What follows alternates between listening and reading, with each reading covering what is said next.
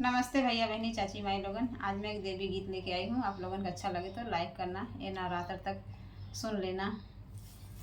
मैया तब सिन पहाड़वा पे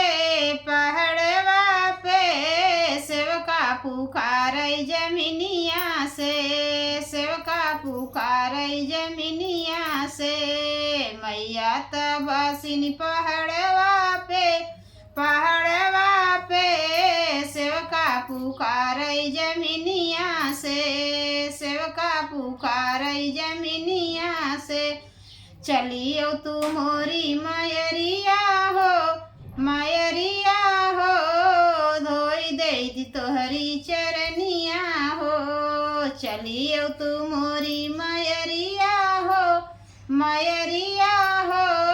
धोई दे तोहरी चरनिया हो, धोई दे तोहरी चरनिया हो। मैया तब सिन पहाड़वा पे सेवका पुकार जमीनिया से, सेवका पुकार जमीनिया से।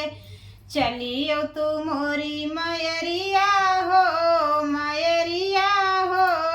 कैले तोहरा दर्शनवा हो, कैले तोहरा दर्शनवा हो। कुछ न मांगब मयरिया हो, दई दे तू तन की दुलरवा हो, दई दे तू तन की दुलरवा हो। कुछ न मांगब मयरिया हो, दई दे तू तन की दुलरवा हो, दई दे तू तन की दुलरवा हो। माई के दुलार मैया के न देवई, माई के दुलार मैया के न देवई। ओढ़ाई ले तू तन की अचरवा हो,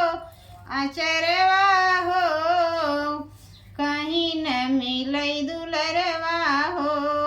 माई के दुलार मैया के न देवई, माई के दुलार मैया के न देवई। दई दे तू तन की दुलरवा हो,